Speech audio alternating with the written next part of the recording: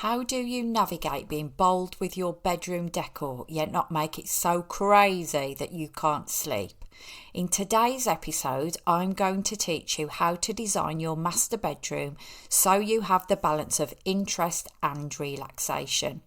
Your bedroom is such an important part of your home, but you may be avoiding putting your interior design stamp on this room or just playing it safe because you're scared of getting it wrong. It's your sanctuary, so you need it to be uplifting but calm at the same time. So don't go anywhere if you want all the deets on how to apply this in your home. Let's dive in. Welcome to the Daring Home Decor podcast. Are you sick of playing it safe with your interior design? Do you want to get confident with colour and pattern and learn DIY hacks so you can actually finish your home projects? Do you dream of being adventurous with room makeovers but lack the confidence to start? Not to mention being clueless of how to get your husband on board? Don't worry girl, I got your back. I'm your host, Cara Baker, serial decorator and content creator. I tried to design our home with personality and style, but everything felt disconnected and lackluster. Then I cracked the code to successfully decorate with bold interior design. In this podcast, you'll learn how to get brave with your DIY and decor choices, steps for daring room makeovers, plus unique and quirky home styling, so you can create a fun and functional home with pizzazz and glam. So grab your paintbrush, put on those overalls and let's get decorating.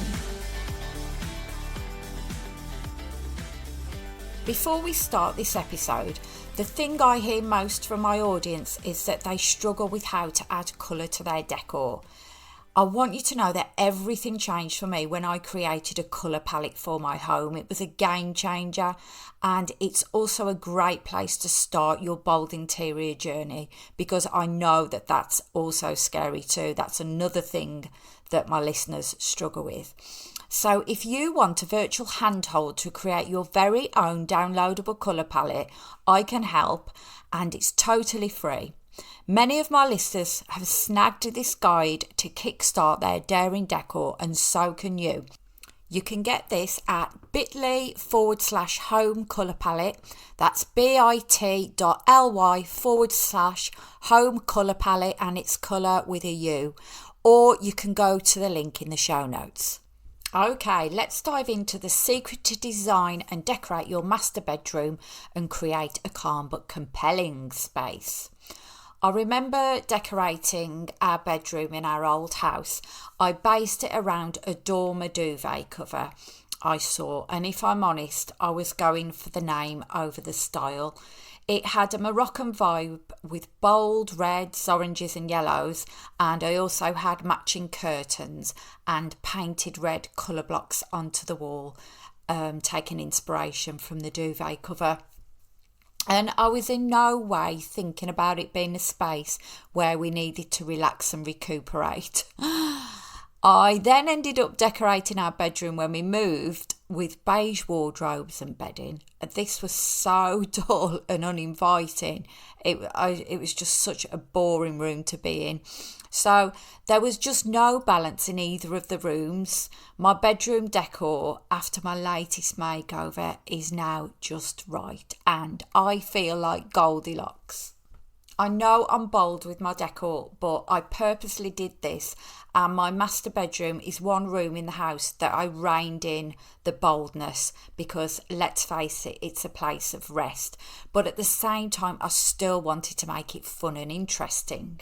Before listening to this episode, or before doing anything from this episode, I suggest that you first listen to episode 17 and 22 of the podcast. These episodes are on planning rooms and mood boards, so you may find that useful before going ahead with anything that I suggest here. So first of all, I would suggest for your bedroom to choose at least some shades that are muted, because lots of bright colours may interfere with your sleep. So for our bedroom, I chose calming pink and green shades, and these were from the colour palette that I've got for my home. And as I said at the beginning of this episode, you can create a colour palette for your home too. Just go to the link in the show notes or go to bit.ly/home colour palette and grab yours. When you decide on what colours you want for the room, always get testers first. I'm not kidding you. The colour of a paint in the shop can look completely different when you get it home into your room. There's so many different factors: the lighting, the aspect that your room is facing, and also it changes through the day as well. It might look a different colour in the evening that it does to the morning, and also a different colour when you're turning on lights and you've got artificial light in there. So make sure that you get testers of the colours of the shades that you like, and you live with them for at least a few days, and definitely go through the night. Don't just test it half the day and then decide on it, because you don't know what it's going to look like of the night. So definitely live with the colours first before you make your final decision. It's okay to have some bold colours in your bedroom.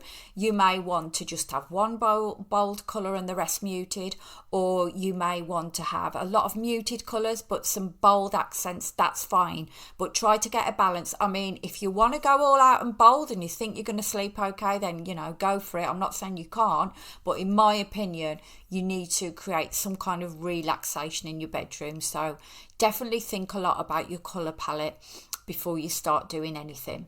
And bear in mind that muted colours will create calmness in this room, because this is what we want in our bedroom. The next thing that you want to do is to make the room feel luxurious and glam, because you want to create a comfortable and inviting space to recuperate, and obviously luxury creates comfort. You can do this, as I did, by choosing plush furnishings, for example, velvet headboards or velvet throws, and gold accents, and things like plump pillows and soft throws. All the things that you would associate with luxury. For example, if you were staying at a nice hotel, think about the kind of things that they would add into the room to make it feel glamorous and luxurious for you, and make you actually want to spend time in there.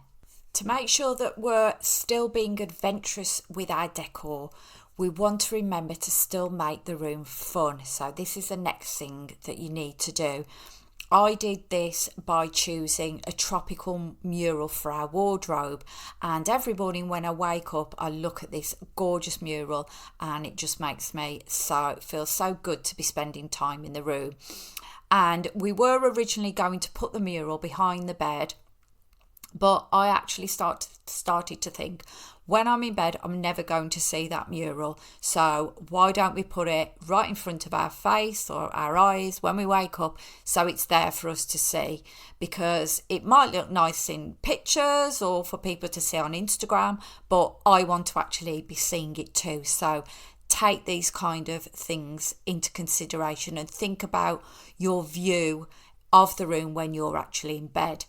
And if you want to find out where you can get some gorgeous murals and wallpaper from, then go to episode 29 of the podcast, where I cover them all there. Other things that you can add into the room are quirky accents. I've got some quirky ornaments on the shelves in my bedroom.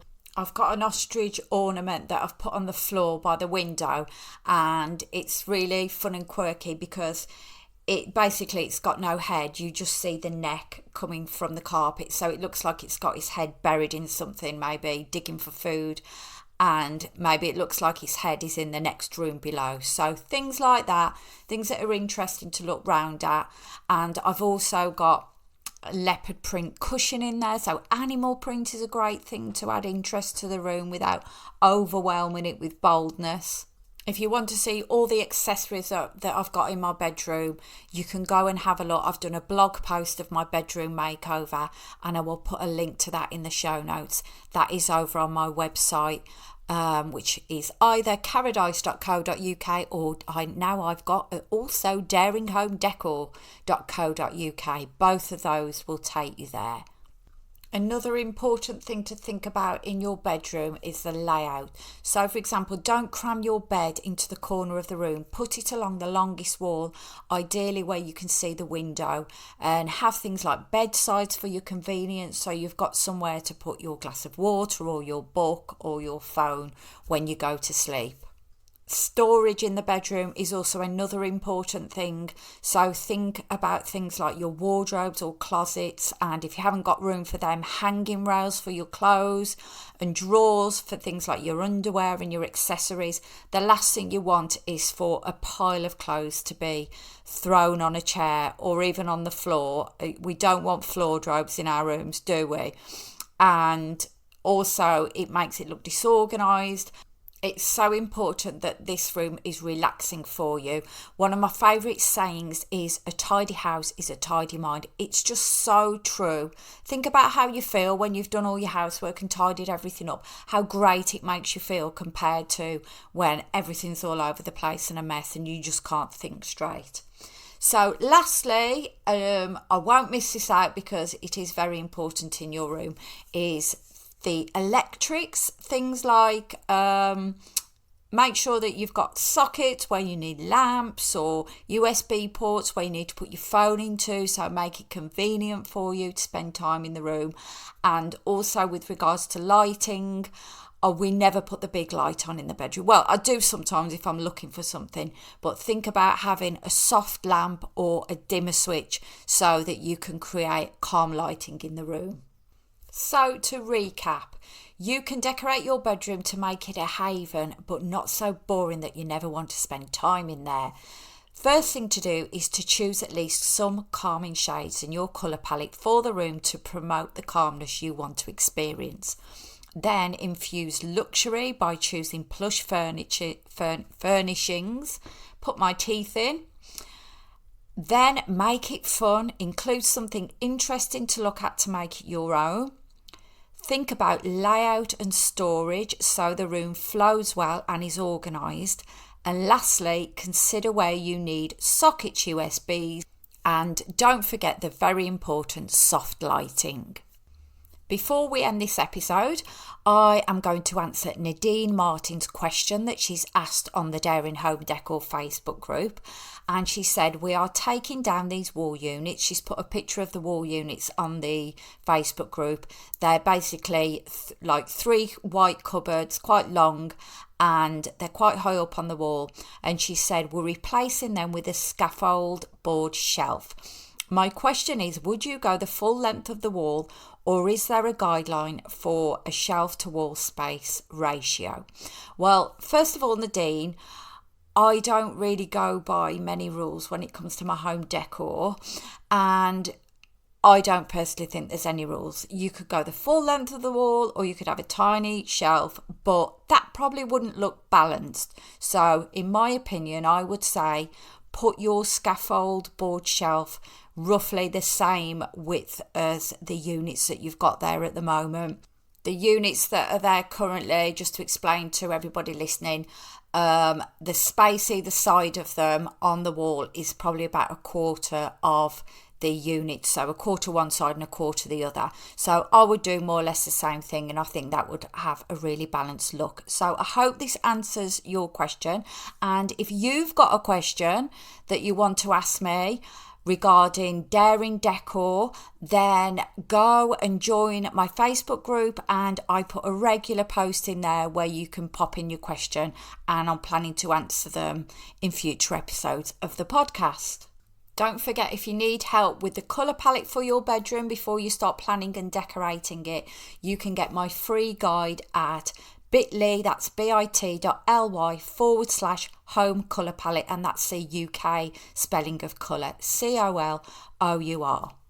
And I'd love it if you would share your biggest takeaways from this episode in the Facebook group. If you're not already a member of the group, it's a free group, and you can send a request and I will accept the request within a couple of days. So thanks for joining me, and I will see you next Tuesday, where I can't wait to get creative with you in the next episode of the Daring Home Decor podcast.